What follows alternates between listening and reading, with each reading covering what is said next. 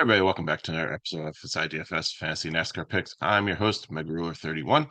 Got the Pocono track, kind of my home track. I will be going to it, as somebody said on the Xfinity video. If you go there, like there's like one road that gets into it, and like it's kind of staggered with people going in, but everybody trying to leave at once. It is just absolute gridlock. It's a beautiful track, it's a beautiful experience, but if you go, you just want to kind of like make your dinner, maybe even breakfast for the next morning, because it takes a long time to try to get everybody out of the area.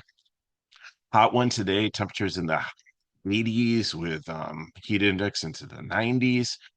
Maybe some pop-up showers and stuff. There's a system from New England that could come and like kind of touch northeastern Pennsylvania, but I think it's far enough south in the Poconos that it might not be affected, but it wouldn't be um, like a brief shower or something, but it shouldn't be like a washout or anything too concerning for that.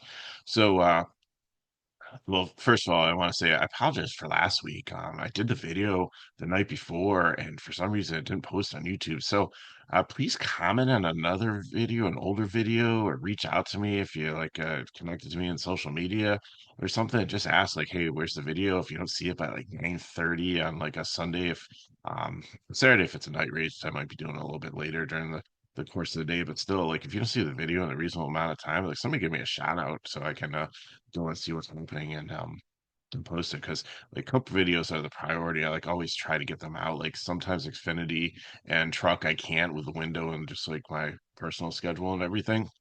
The cup I've like committed to trying to do one for every single race. So if you don't see one, just somebody let me know. So this track is 2.5 miles long. It has three turns. It is they call it the Trickery Triangle for a reason. It's it is. It's like I said in the Xfinity video, there's a truck driver, I can't remember who it was, one of the lesser ones, that the commentators are like, wow, he's close to that safer barrier. Wow, he's close to that safer barrier. And like 4 laps later, wow, he's into that safer barrier. So some braking, there's a tunnel turn where it's a little bit bumpy. It's a track doesn't like chew up your car like tire wear wise. Like there's not much of that, so there's not much fall off. So track position is really key here. You really, it's I think there's like 160 laps. So like we really don't look for dominators here. If somebody leads all the laps, yeah, that's going to be golden. But like one to two, maybe you see, maybe three, and it's seldom that like top 10 cars like finish in the top 10 here.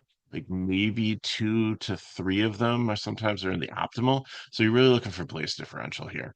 And it turns into a fuel mile race, it turns into a race of attrition. Some of the lesser cars, and again, like in Cup, there's more parity, but still, I look at like the NY Racing car, and I think like last week it almost was a start in park where I think they're just trying to get owners points for Daytona next year to make sure that they qualify for that race. So that's why they're like entering here and they don't really care. They'll ride around for a little bit of time, collect the chunk, and move on. But like the Rick Webb car and like a couple of them, I just kind of question. We saw like good cars like last year, like Ty Gibbs blow an engine, and so it's tough on engines. It's tough on cars, and it's and the heat's not going to help. Qualifying got a little goofy too because, well, some of them were out there. A cloud came, it cooled down the track, it gave more grip, it gave more speed, and they qualified much better than their practice speeds. So I didn't put practice stuff up here. I'll just make reference to it as we go through. So what are we looking at? We're looking for a place differential, and with the Rex and with the clouds and everything, there is going to be very, very chalky build here, and so I looked at this long and hard and how I'm going to give you the primes and lead you will you'll probably figure out the chalky bill on your own, and I'll allude to it as we go through the breakdown a little bit, like of potentially what I think is going to happen. But and I'll play that build, but I'm going to split my cash between that and then I have another avenue that I want to go to, and and I think I really really like how that build turned out, and I think that it can potentially get ahead of trains if there's going to be everybody playing the same lineup, and you're going to have a lot of dupe lineups and double ups and stuff, and that's the worst. Like you play in a 10 um, dollar double up, and you have so many people have the same lineup that you don't even win like you don't win like the five, like you end up like with like 250 or $3, and that's just not fun. So we'll get start up at the top. Denny Hamlin, he's been so dominant at this track in the next gen car. I'm not saying he's a priority here, but I definitely will consider him in a lineup, and I think like in like the super chalk lineup that he's going to be in there. Busher, Fords have been very good here and strong with the horsepower, and he looked really good here. So he's another option there. If you can get out ahead of Benny, he could lead early, and they could between the two of these that they are options to put in your cash lineup, but I don't think that they're must-haves because again we're looking for place differential. Hostifar, it'll be a fade for me. Qualifies like really well. Ran really well here in the truck series until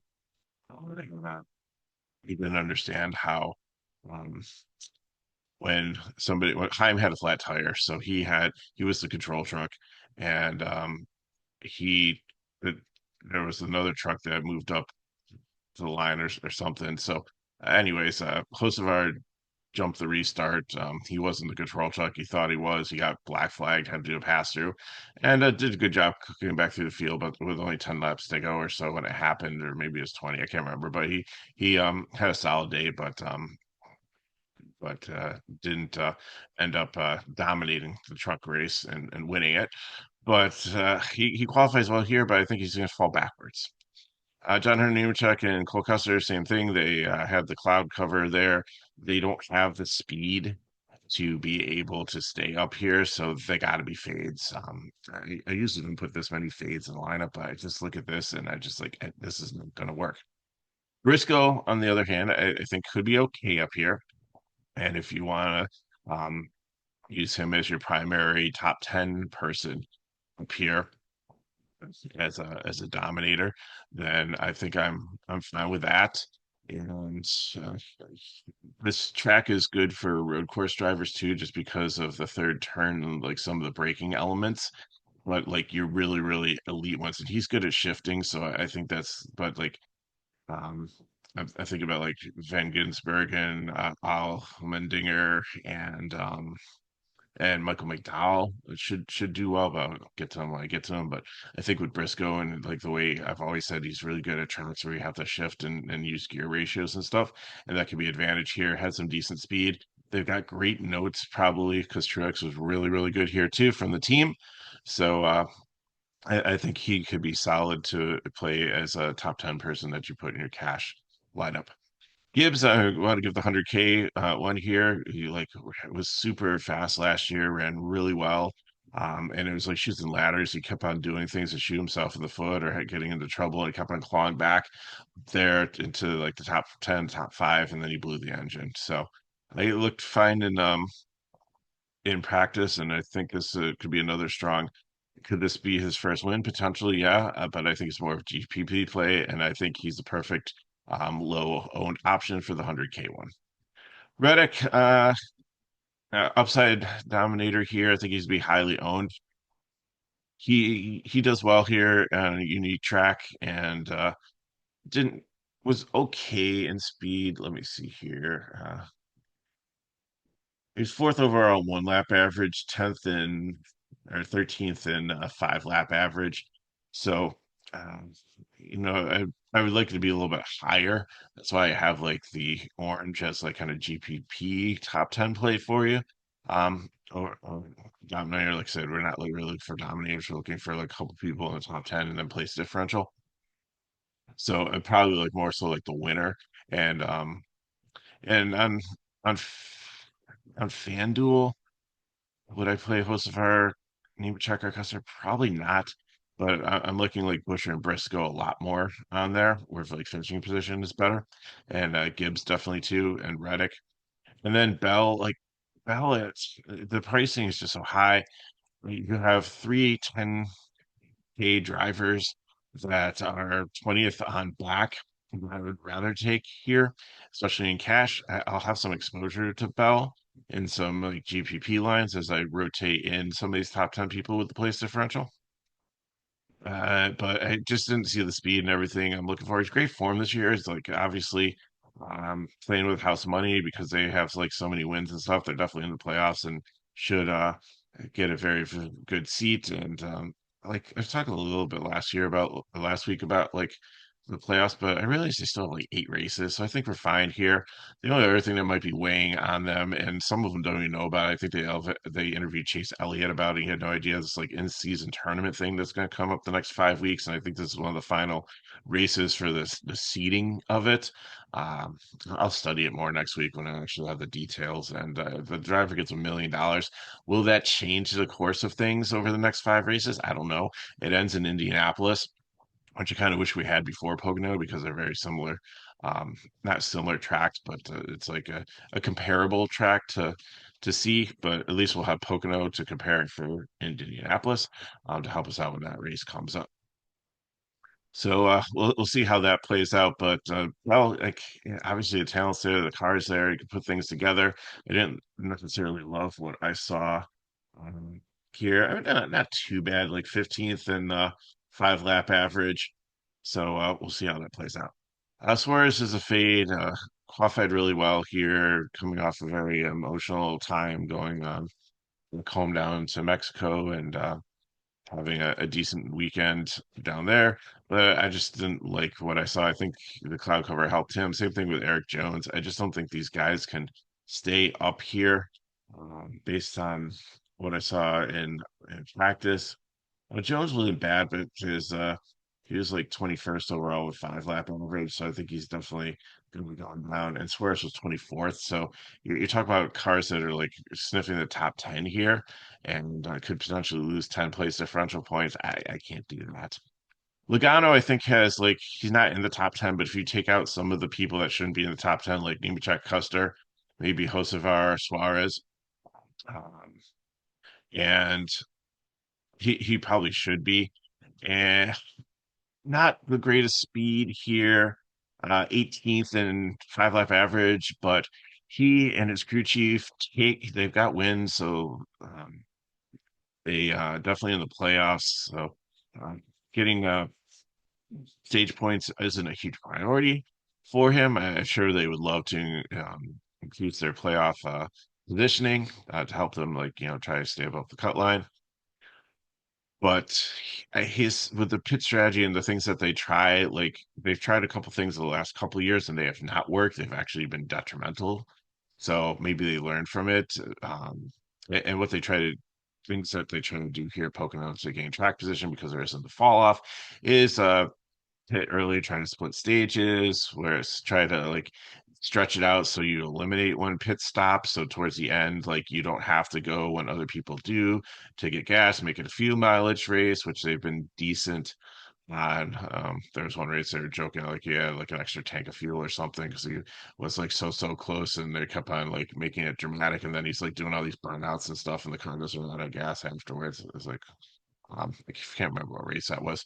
But yeah, Logano and crew chief, they try some stuff. Hasn't always worked here, but if it does, then definitely could be a dark horse to potentially win this. Priest and Kozlowski, they both looked good in practice here, having the speed. Um, 11th and 7th in 10 lap average, so that definitely moves up to the top 10. 11th for Priest, 7th for Kozlowski. Again, the Fords just seem to have that little extra horsepower. They've run really well on this track, so I think that they're decent and a decent GPP group. Might be like start with the two of these at the top and then go down in the bottom and just build like an all Ford lineup. I think that that could definitely be an interesting GPP build. I know Zane Smith is a Ford, but he wasn't as good. I think he benefited from the cloud cover. Um, he usually qualifies well, but doesn't do well. Like he didn't even have a 5 lap average. Um, he was 32nd overall 1 lap average. So I just I don't think that he's a strong cash play. I think he's going to be going backwards. Austin Dillon didn't have great success in practice either. But he's another team, not as much like Logano, but when it gets closer to the playoffs, take some risks and try to do things to try to get that win to get in. The one year he just drove through people, and then they said, no, you can't do that, so you're not going to be in the playoffs. But there have been other years where it has worked out and less illegal like moves to take some risk and have it pay off and be able to get close to winning a race to just guarantee a playoff spot. Gregson's another Ford here that should be strong. He's still a little bit farther forward than I like, but I think I can put a cash tag on him just based on how he falls pricing wise. He was 17th at 5 lap average and but only 24th like with lap average, but could they be like trying things out? But in the 5K, like you don't really have like many more options. Like you got two guys that are cheaper that are like way up there. Haley, I'll get to him in a second. Ty Dillon, Gillian definitely if you save $100, but I just think that Gillian was 30th and 27th in 5 lap average.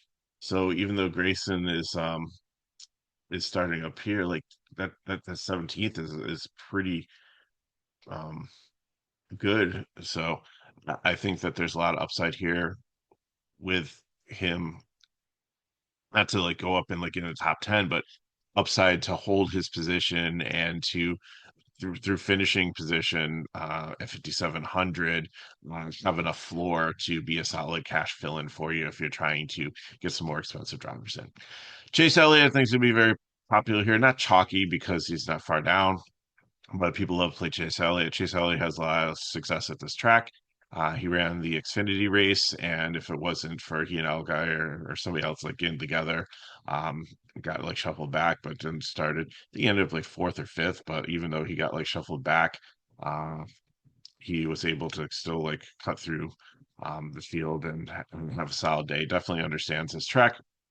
So I definitely like him as a cash fill-in if you can get in there. I'm not saying he's a priority, but definitely an option if you're going with a balanced build.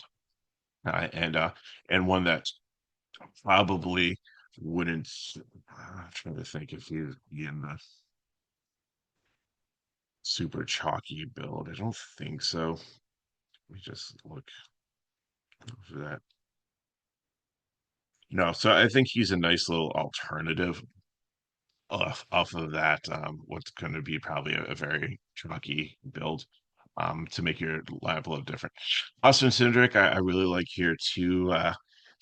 Fourth and 5 lap average, like he was fast, and again, I think he is down here because all those cars that had like the cloud cover um, during qualifying really benefited from that. But um, he runs well here. Did he win an Xfinity one potentially? Can't remember, but I think he ran here well in Xfinity also. So this program's heading in the right direction. We thought it was going to take like such a downward turn with when his father got fired from the team for the whole cheating thing in Indy, but it seems like they're committed to him and that he's going to be here for the long run, and that the ownership is behind him, and it seems like it breathed a sigh of relief and has had some solid performances recently. So 7,200, really like this play, and I think this is another differential play that's going to help and make your builds a little bit different if you throw him in cash. Blaney's another one too that I think is a great pivot off of Hamlin with Blaney has had some speed here and looks decent. It just didn't qualify well, which is fine. Was fifth and 10 and 5 lap average. So I think that and actually in 10 lap average, I mean not many people ran it, but he was like second. So definitely great on long runs if they have that here. So and that usually happens early, so you can get the track position and hold it through the race. They don't make a lot of mistakes on pit road, so I think he's going to be highly owned. I think he's a great pivot, $300 off of Hamlin with a lot of baked in place differential. Ross Chastain, this is not a great truck for Ross. He had struggled here. He's been in the 20s. His practice data wasn't anything um, too spectacular. either. Let's see where he ended up on the chart. 31st and 5 lap average. Struggled uh, here, but it's Ross Chastain. They sometimes can come out with some interesting strategies and stuff also. Um, and they're aggressive, so I put them in the 100K GPP lineup. Justin Haley GPP here, since he's lost his crew chief, he just hasn't had the speed. And I think there's some talent there. This program like it started heading in the right direction with LaJoy, and then he like kind of like faded away, and they lost an interest in him. They moved on to Haley here, and it was working well, but until it wasn't, and just doesn't have the speed. So GPP for me. I mean, if you need him as the last man in, I'm okay with it. Let's see where he was. He was 30th, like right one, just one above like Ross Chastain and like 5 lap average. So it just seems to get like slower and slower as it progresses.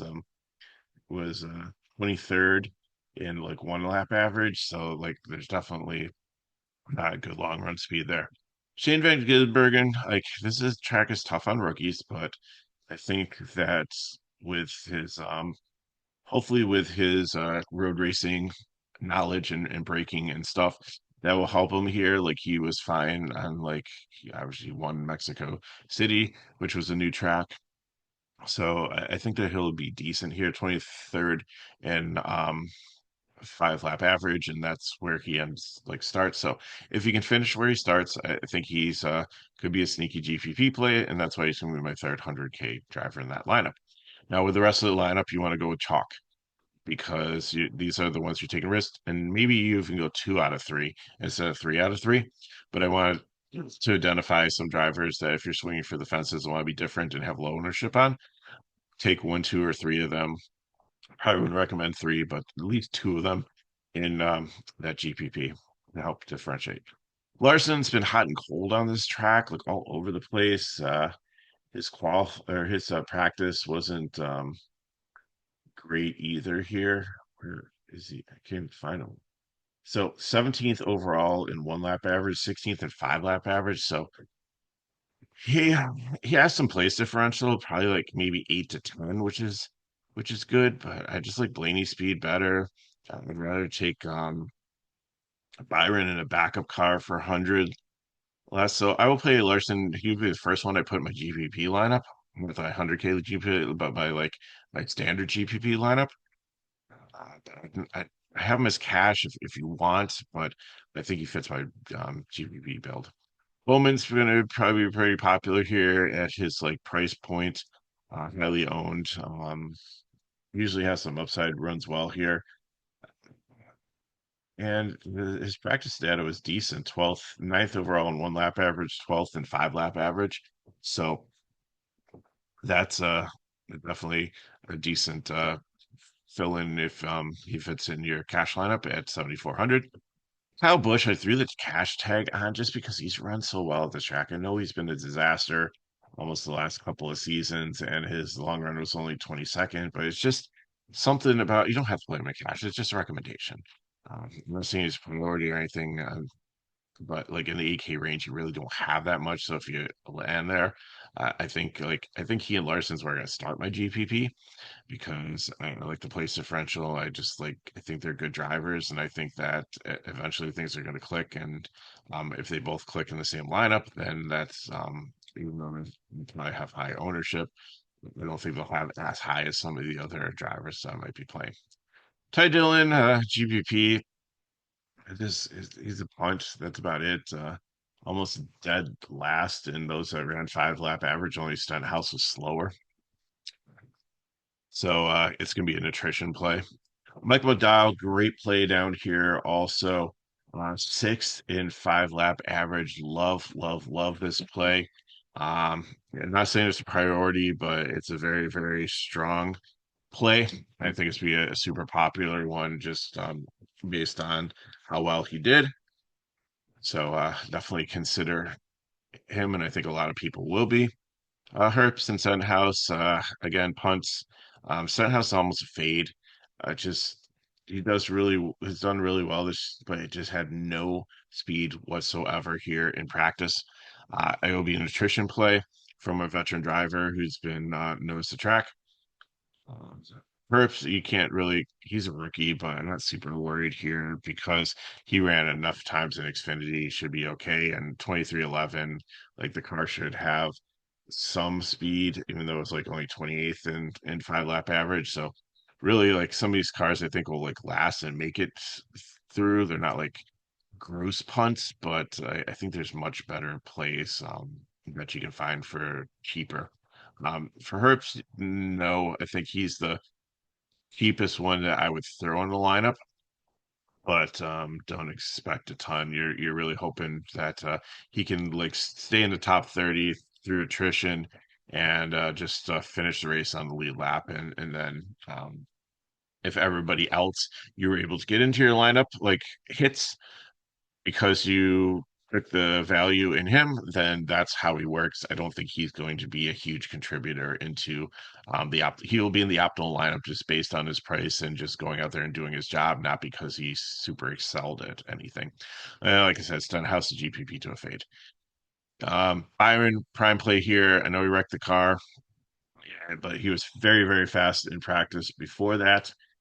So I think that he's one that I really like. He was first in 1 lap average, first in 5 lap average, and the backup car will be fine. They'll have it.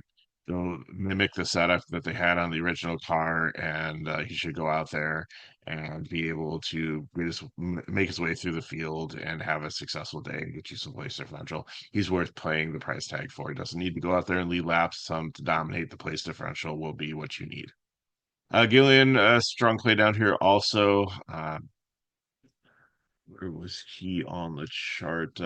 Bad 27th, but among all the other ones in 5K here with if 27th, that's 5 place differential points if that's where he gets up and can kind of stay. So cash play, and like I said, the Fords have that little extra horsepower. It seems this year, and that should bode well for him also.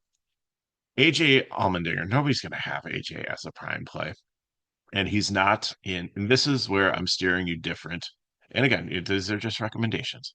This is where I'm steering you different away from that um, chalk lineup that I think is going to be so popular. Is nobody's going to have AJ Allmendinger in it. AJ Allmendinger, yes, 26 in long run and 5 lap average. I get it, but 16th in 1 lap average. Like you don't need him to do this much. And again, I think that they were just kind of actually, yeah, he had a mechanical issue in practice and in qualifying. So the I think they were losing power to the car, was it? Maybe that was some other driver. But anyways, they'll have it fixed. They'll probably have to start towards the end of the field, but that's only 4 spots down. And he'll have probably some friends down there also, like Byron going to the backup car and stuff. So it's not going to affect him at all. But I think people are going to look at the 5 lap average and they're going to completely write him off. And I think he could be such a sneaky play at 6,100, uh, who had some speed before having issues. The issues will be fixed. I'm not concerned with that at all. And knowing how to brake, he has had a lot of success here in Xfinity. He's been solid here in Cup. People are going to overlook him. He's not going to fit into that golden lineup that everybody I think is going to have. And if you're super interested in what that lineup's going to be, I will post it in the comments after lock what I think it's going to be.